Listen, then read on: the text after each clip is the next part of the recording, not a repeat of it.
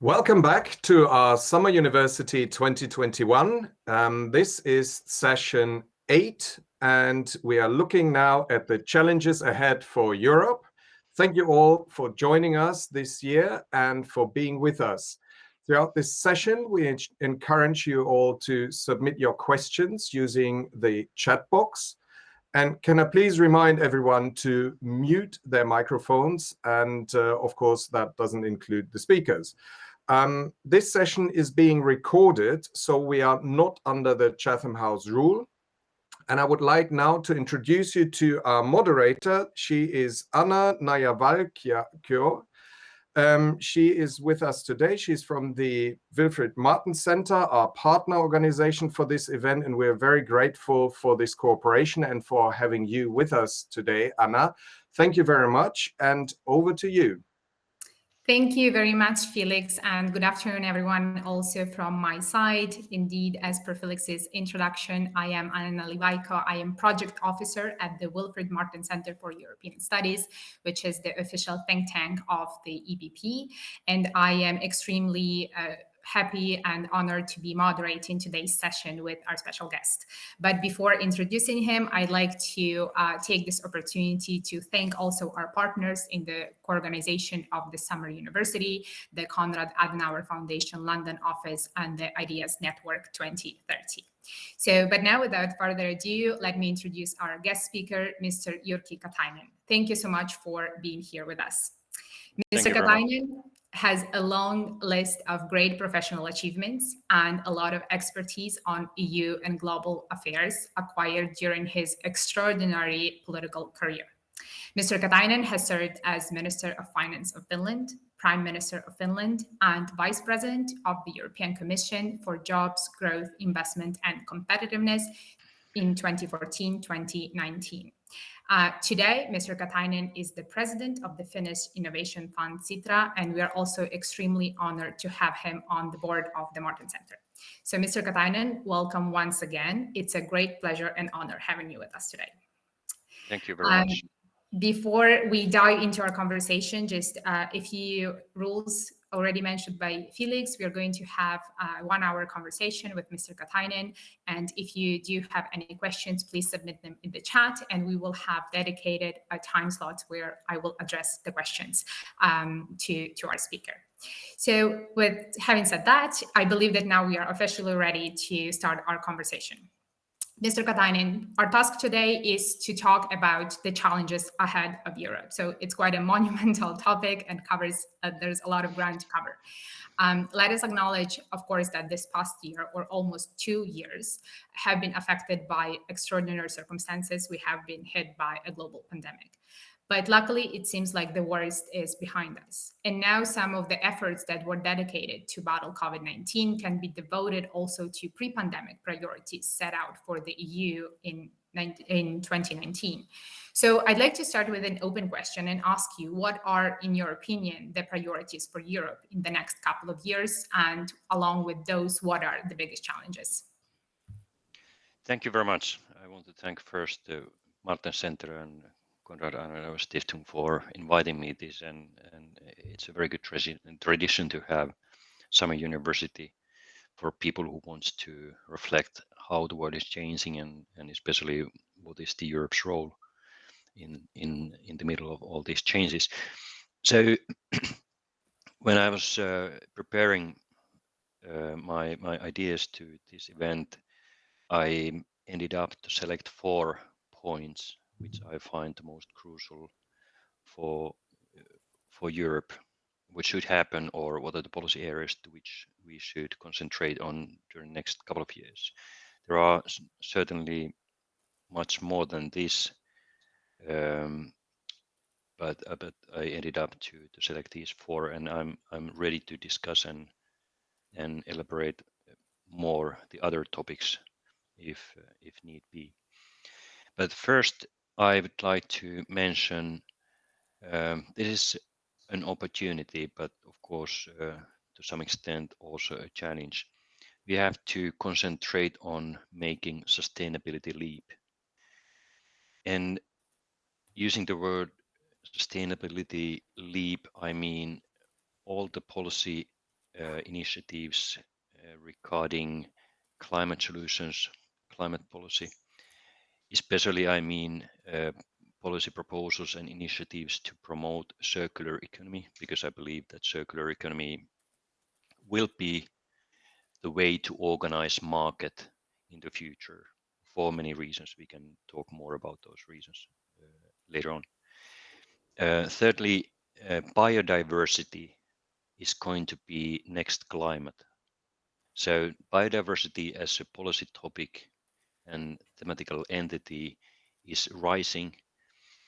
It has been for too long only a topic of biologists or civil society, but now it's becoming part of sustainability concept, and it will be one major issue in market development in the future.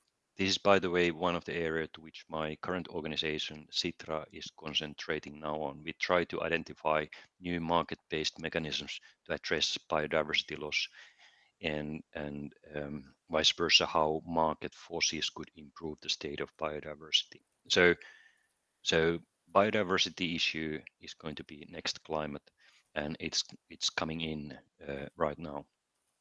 So sustainability means that we need to decouple economic growth from emissions and biodiversity loss.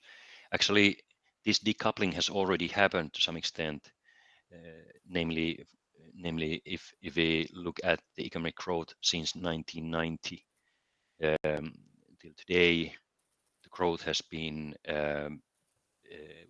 we have seen significant economic growth, but emissions have not increased accordingly. But now we are talking about intensifying this development. This sustainability leap mostly means a new type of market regulation, because we cannot expect that we could achieve sustainable development without market forces. So I firmly believe that the private sector, as they are the major investor, need a new type of market which incentivize sustainable economic and sustainable business models. So that's why all the activities, for instance, in the European Union, which aims to boost circular economy business models and which aims to set real price for carbon, are right things to do. And in this context, I must say that the EU is a leader of this kind of development. We can become the most interesting market for modern technologies and for those who are developing business models to become more and more sustainable. Carbon pricing is if I should mention one, probably the most important thing in this respect. The second point I want to raise is data economy. These two, actually, sustainable economy or sustainability in the economy and data economy, in my understanding, are the megatrends of market development in the future.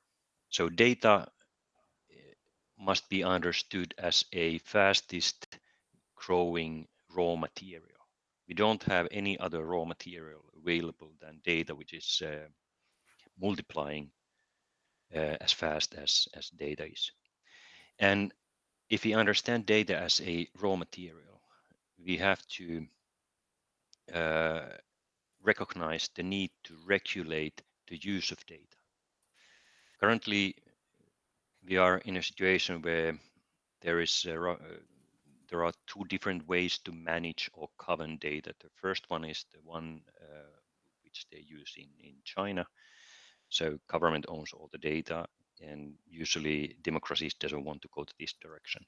The other one is the one to which we all have adapted, and it's being created by few technology giants, which have been forerunners of technological development, and they have created their own business model. And as part of this business model, they have regulated, so to speak, regulated the way to govern data. So basically, there is not any market in the world where data use would have been regulated democratically. And now I may sound as a regulator free or regulatory freak, but the reason why I'm putting so much emphasis on regulation is that if you want to change a market for a way or another, you have to give rules and principles to it. Like we have given market regulation for former or current linear economy. So all our market regulations has been based on understanding that economy is linear. If we want to change this to circular, then we have to change the market regulation. And if we want to use more data, we have to increase people's trust on data, and especially people's trust on using data. So that's why we need a new market regulation.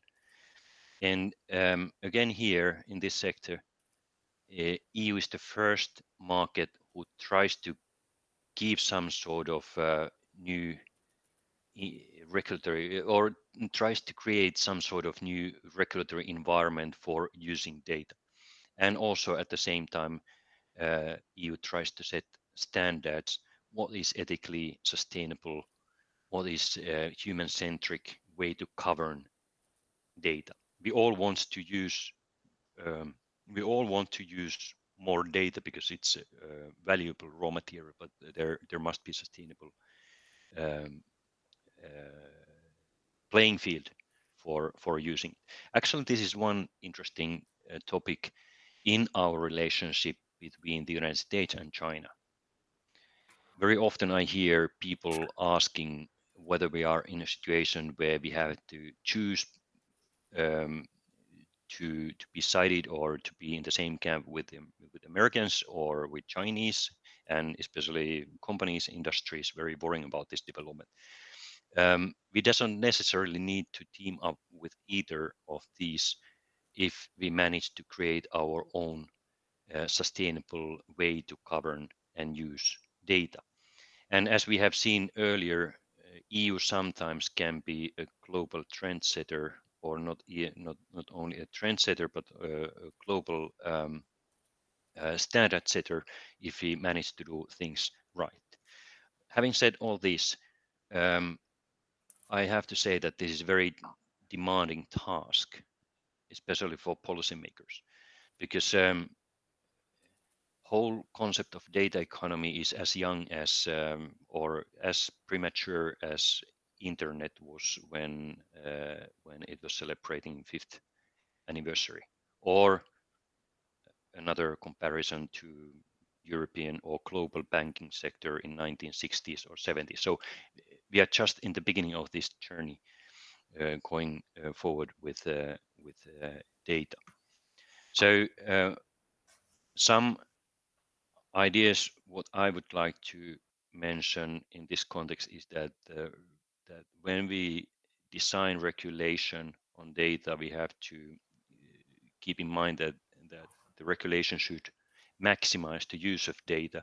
It should increase freedom of choice of consumers. It should increase global competition, and it should get rid of oligopolistic model where we are today. And finally, we cannot see data economy or data regulation in Europe as a protectionist measure. Third point I want to raise is completely different. If those two were the megatrends of market economy in coming years, the third is completely different, but still valid for the future of Europe, and it's security and defense and foreign policy power. The power of given country or market is determined by its economic strength increasingly, but we are not still or will never be in such a modern society where power, I mean classic power, military power, defense power, or foreign policy power wouldn't play a role. And in this regard, we have to invest more in joint capabilities and joint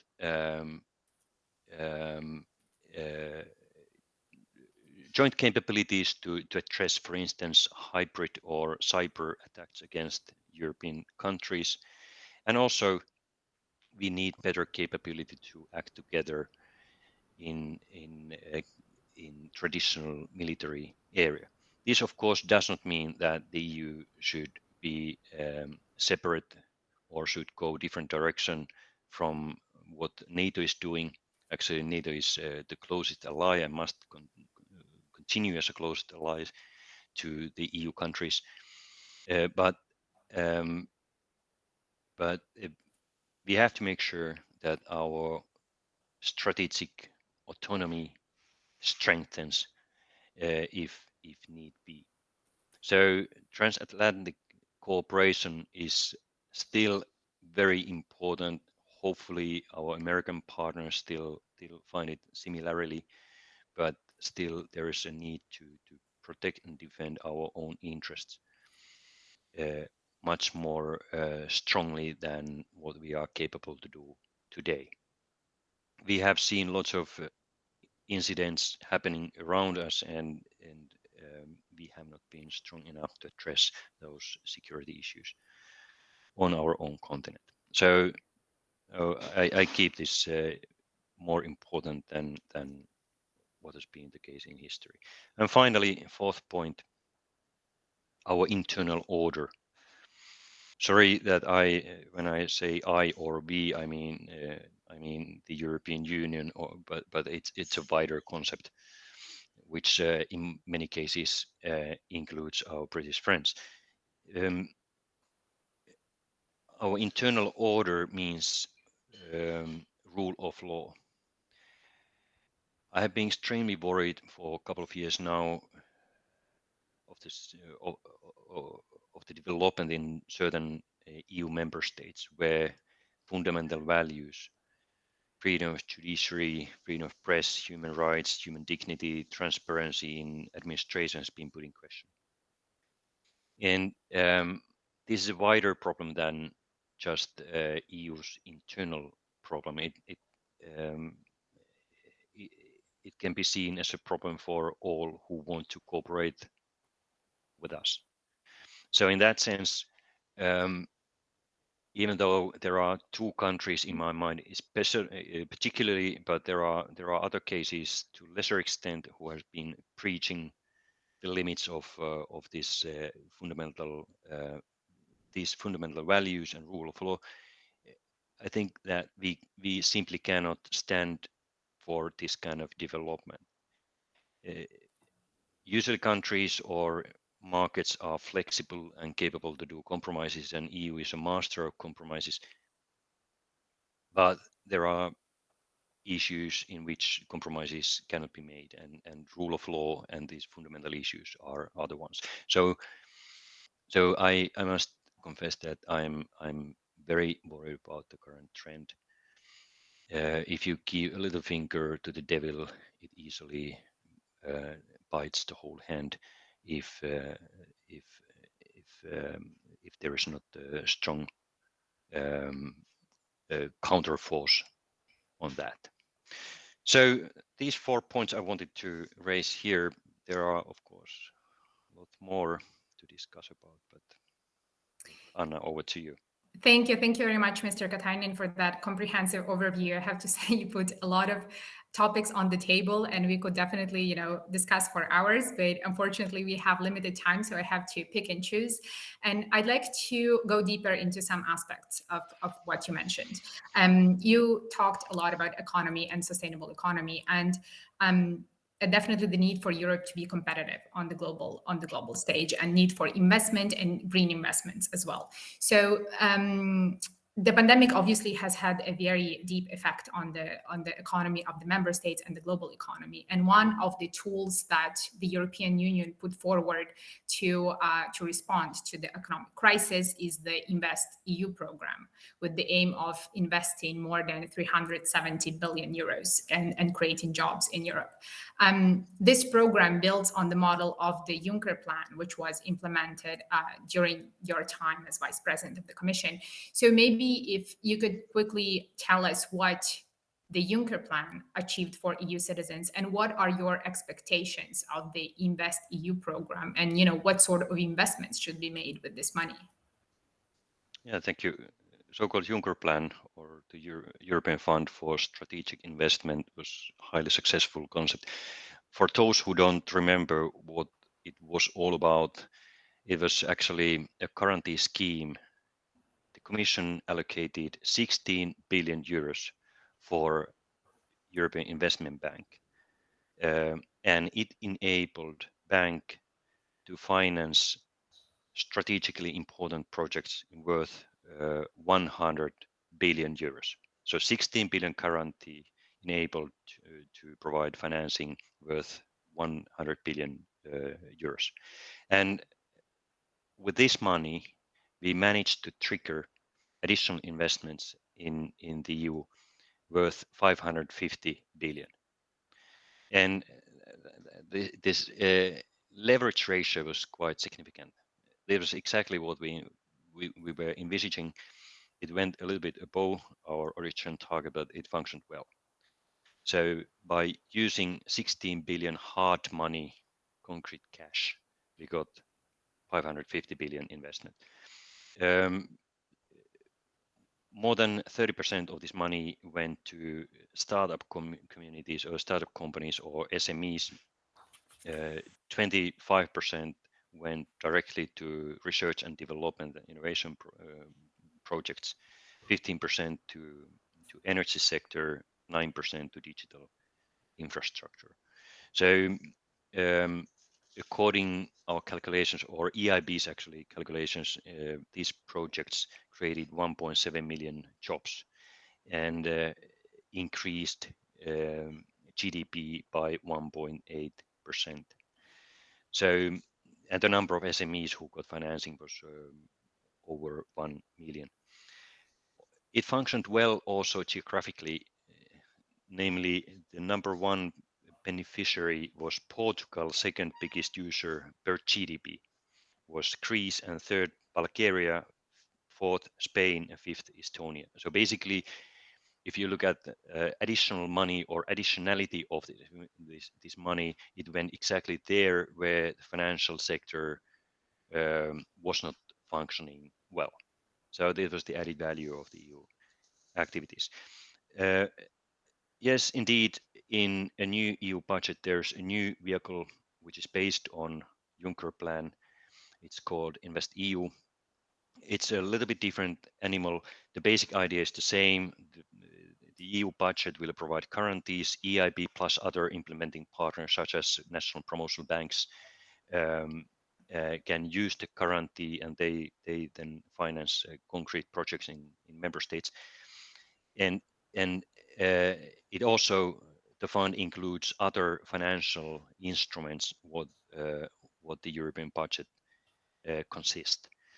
It also provides invest advisory help, so help investors to bring all the pieces together for having a good investment. And it also have a third leg called investment portal. Basically, it's a website where project managers can raise their project and saying that we are planning to build broadband connection from A to B, and these are the parameters. Is anybody interested in investing in this project?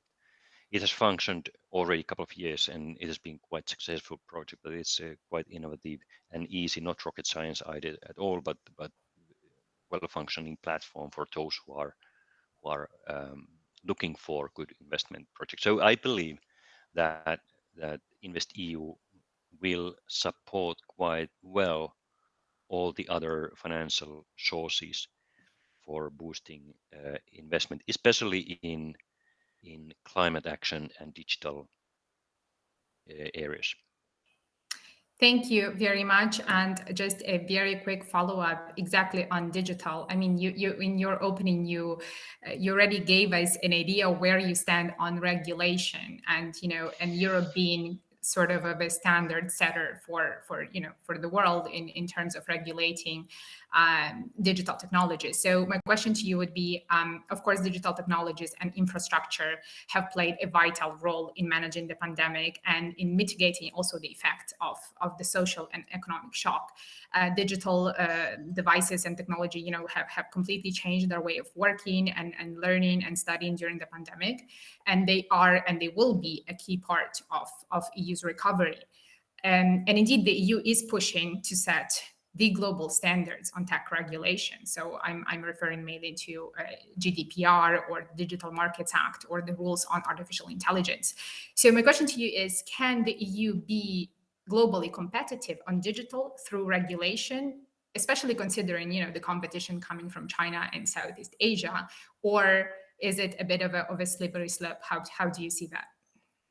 Well, there's a classic joke about the European politician who see business running well.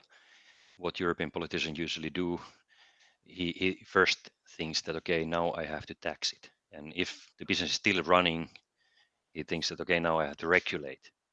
And once business is dead, he starts thinking, okay, now I have to subsidize it. So this is somehow this, I wouldn't say that it's true, but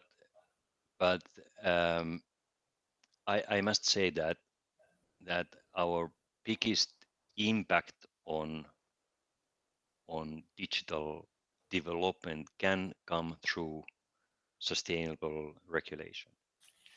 Because if you look, if you simplify the thing, that nobody wants to live in the market which is regulated by Chinese. Many wants to live in an environment like we all do at the moment, which has not been regulated at all. But the fact is that the more we want to use data, the more data is available. We have to create sustainable environment for using data. There are lots of interests which must be covered by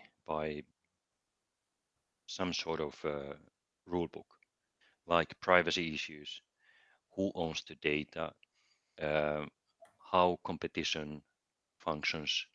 Are we really satisfied for the current oligopolistic model, which does not let all the innovations to come to the daylight because big companies are just dominating the market, etc.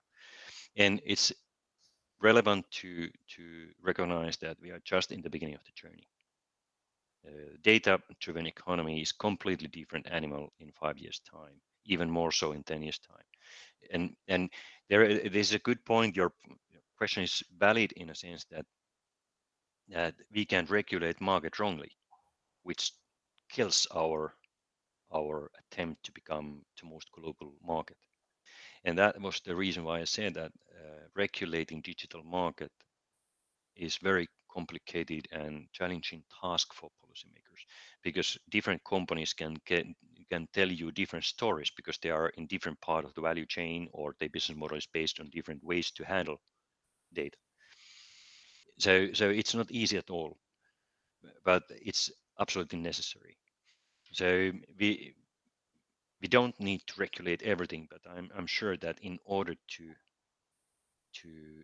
increase trust among citizens and between citizens and companies, we need a sustainable regulatory environment. I give you one concrete example of health data.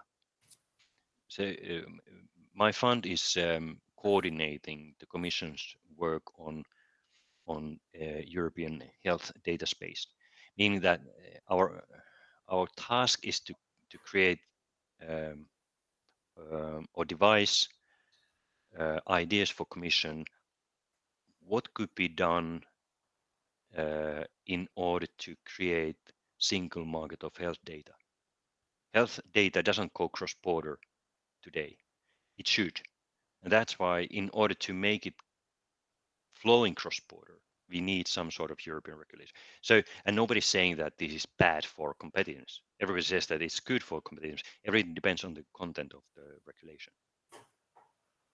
Thank you very much. I think you used the key word here, which is trust, which is something that it's a bit lacking during these times, among in the society and society vis-a-vis institutions.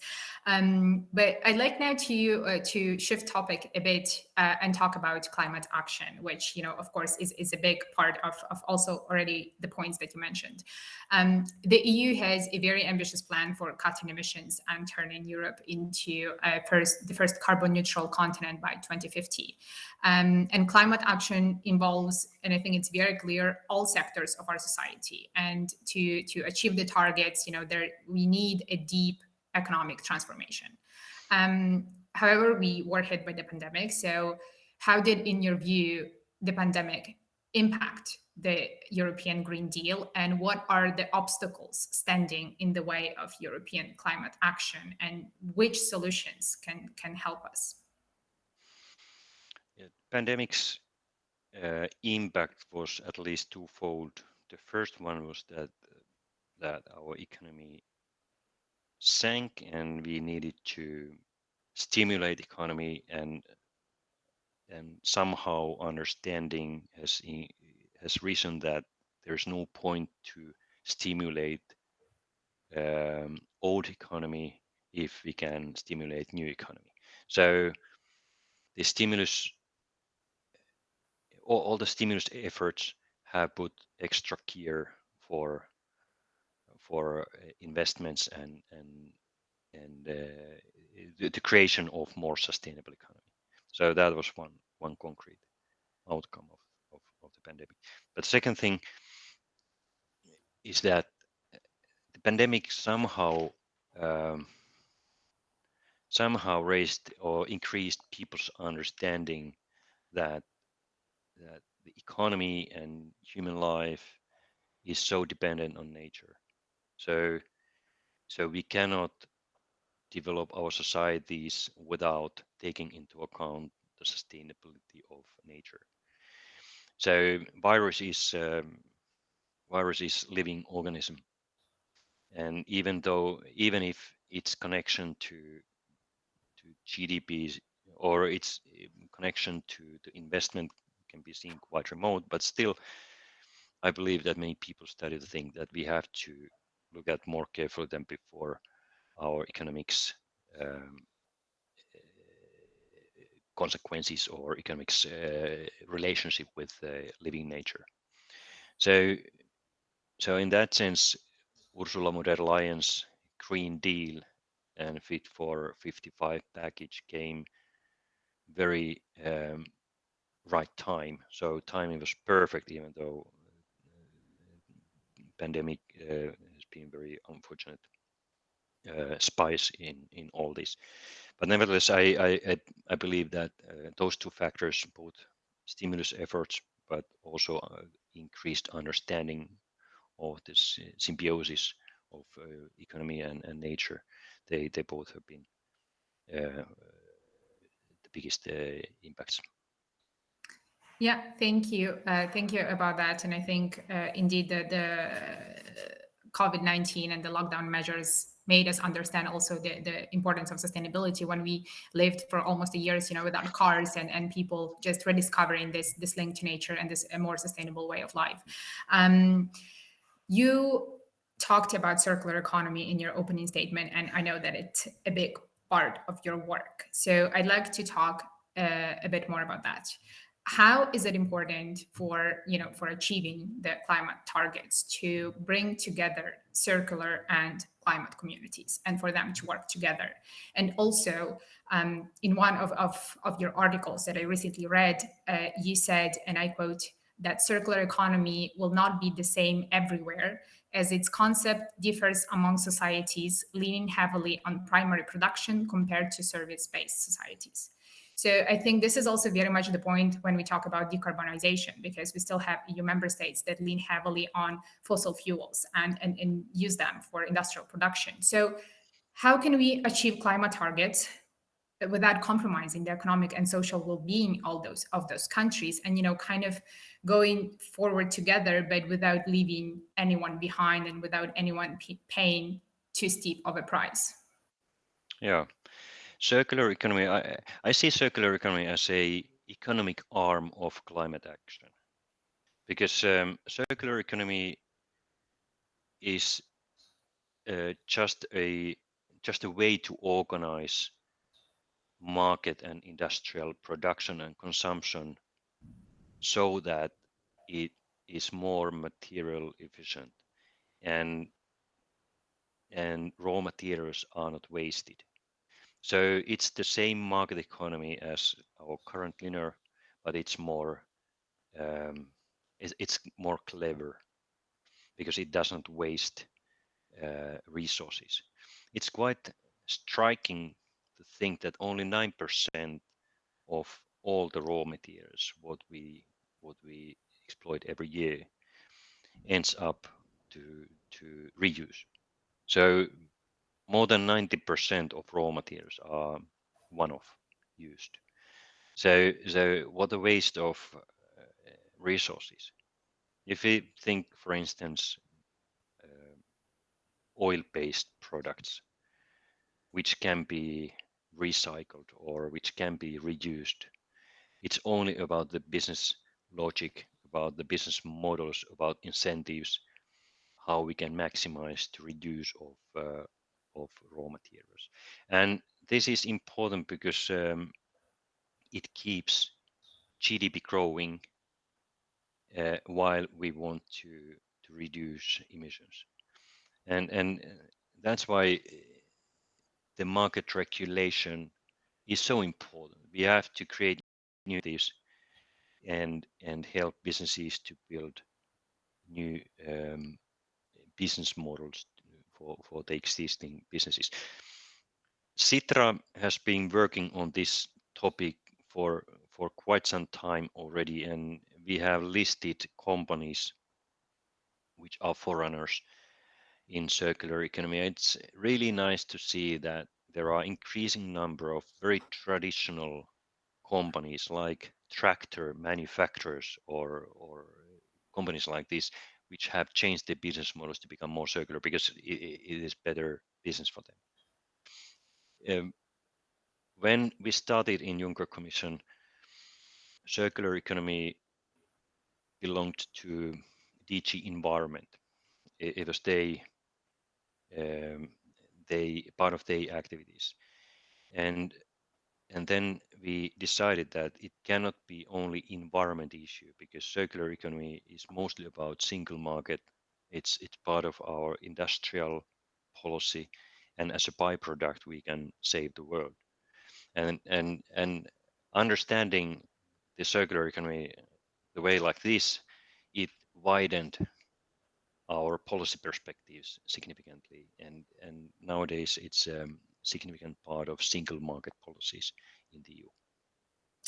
Thank you. And indeed, Finland was the first country, I believe, to create a national roadmap to a circular economy. And Sitra was leading this process, as you said, and has also compiled a guide for other countries to based on what Finland has learned to take the first steps towards a circular economy. So I don't know, would you have the top 3 lessons learned from Finland to to give to any country if to approach circular economy or to understand it better?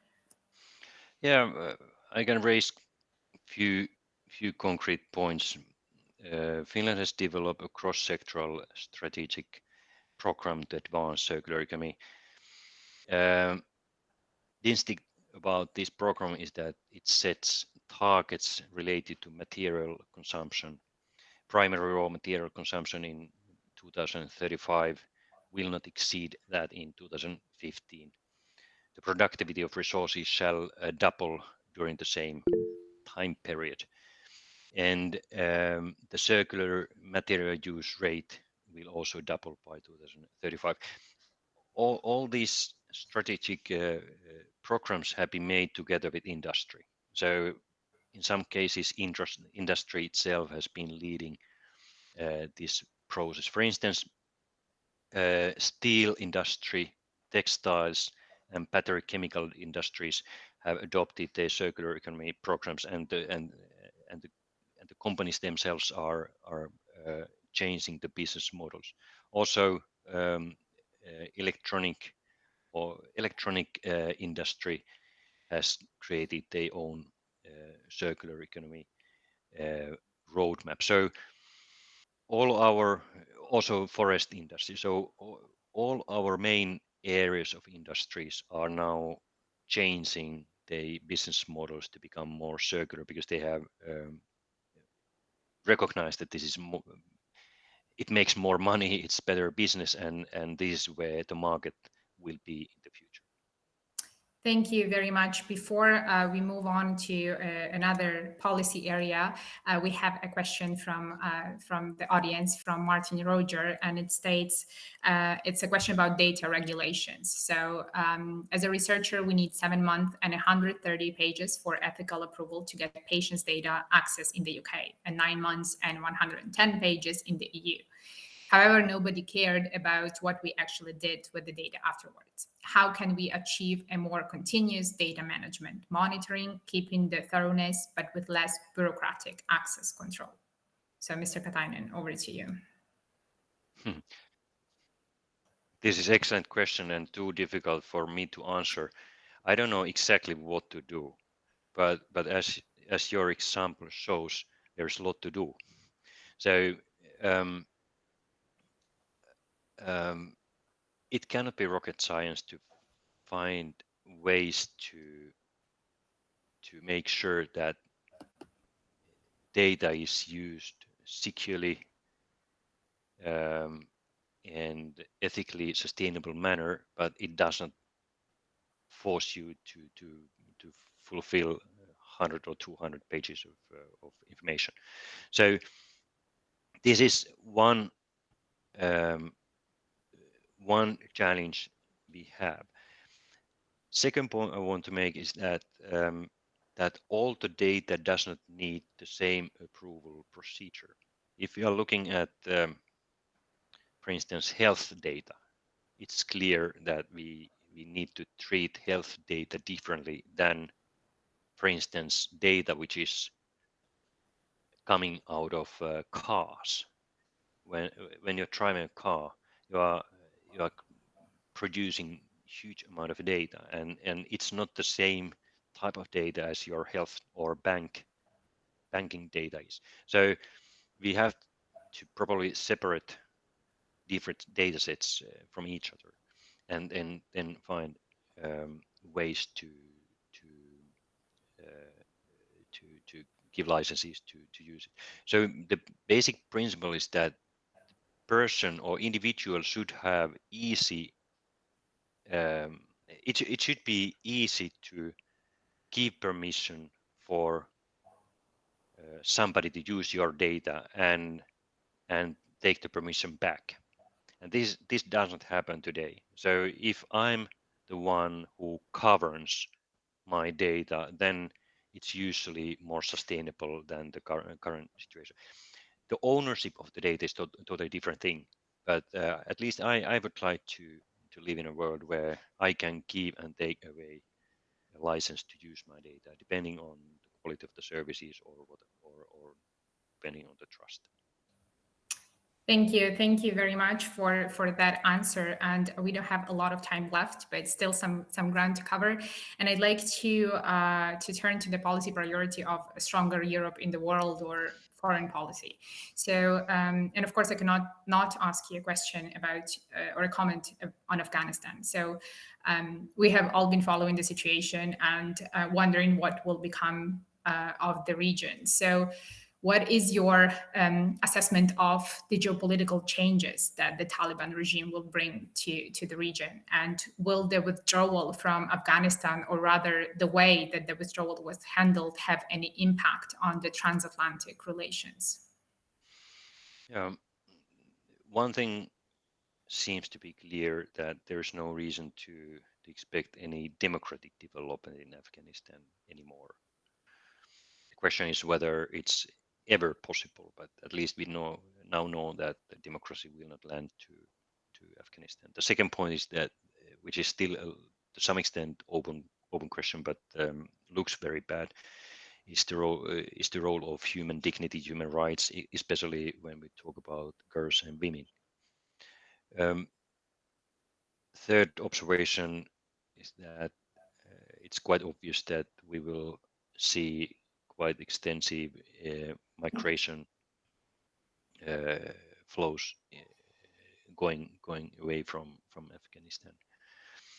But then if we come to the, and maybe one final point to these aspects, if Taliban wants to keep any discussion channels open, and as they are very dependent on other countries' money, then this is a leverage which we have to use. No money, no free money for without some qualitative changes and qualitative improvement in especially when it comes to women's right and women's and girls' rights and role in the society, or to some sort of transparency. But then moving to another dimension, I think probably the most important or most interesting issue is the role of crisis management or nation building efforts in the future. It's clear that during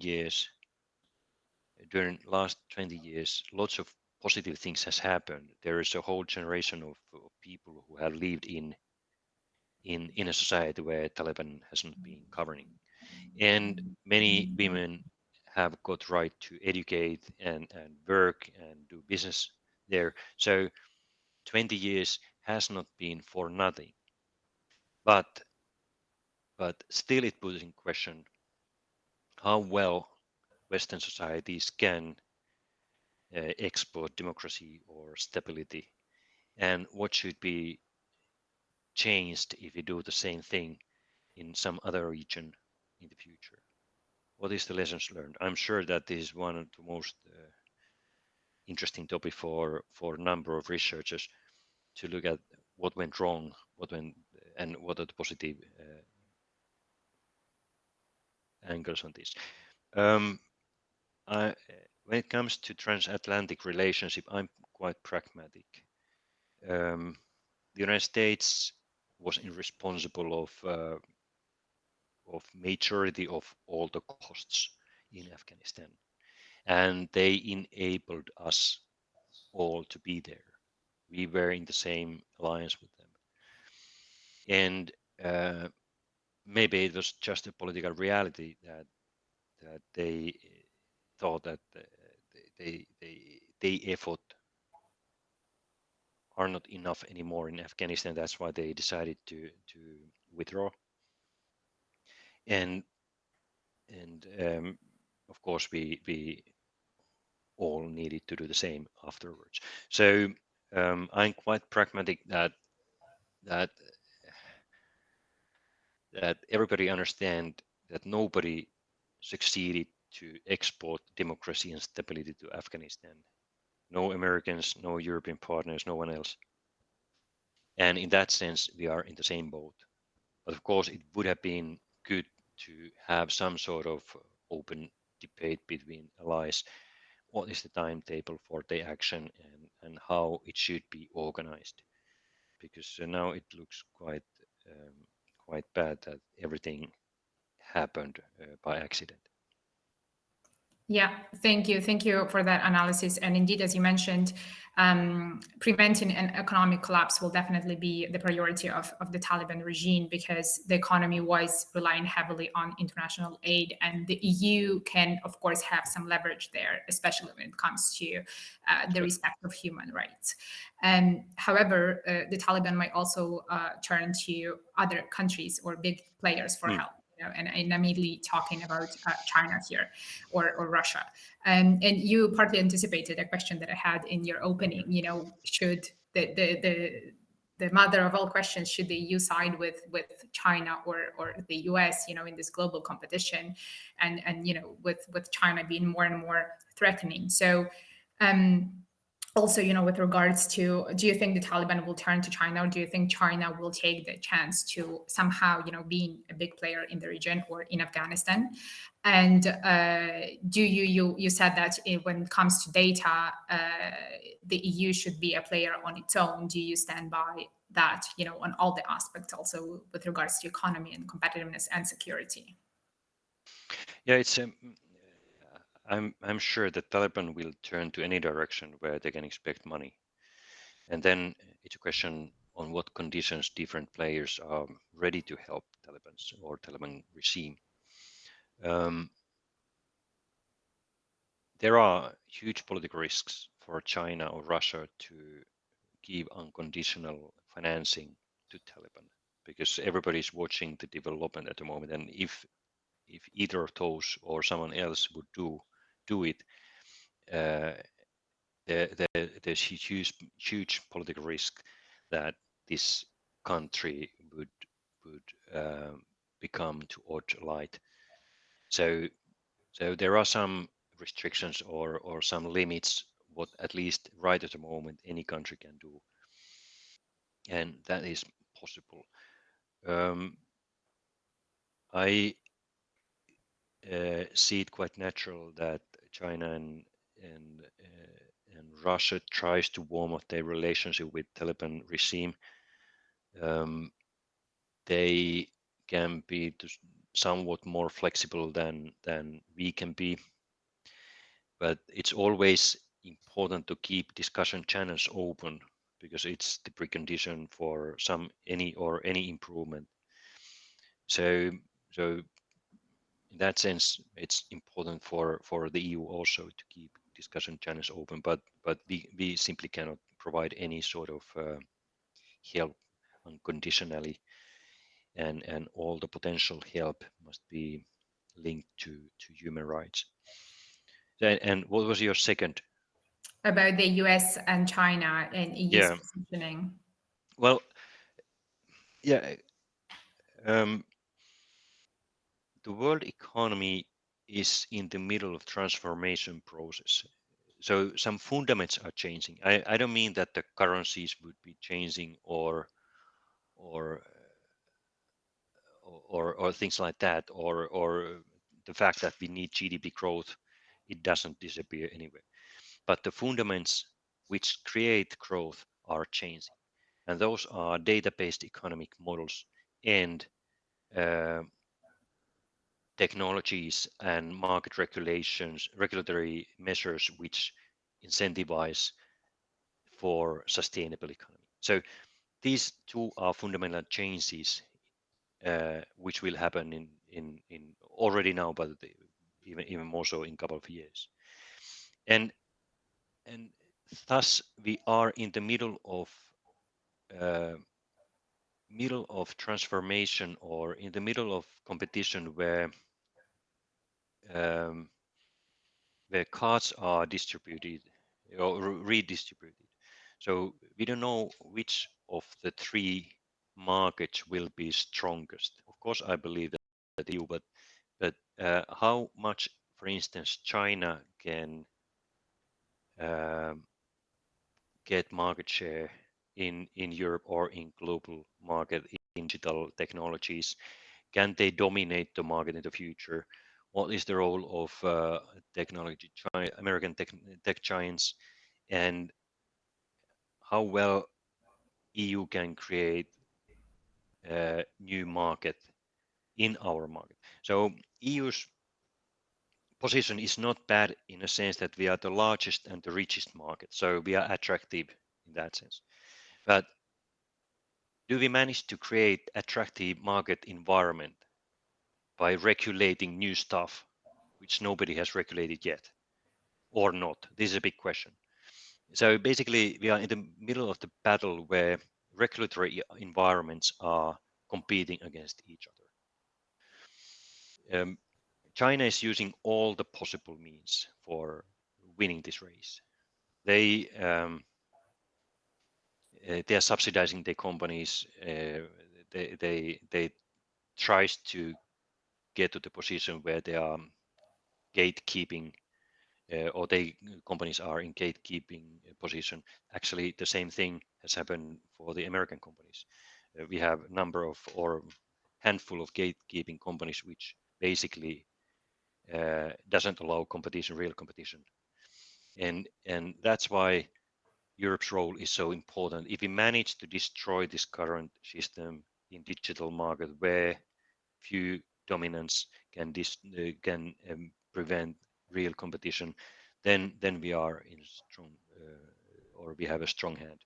So what I try to say in a nutshell is that there are few fundamentals in the economy which are in transformation at the moment or in change at the moment, and we don't know yet where this competition will take us all, but it's more than before a competition between regulatory environments than what we have seen happening during the last few years.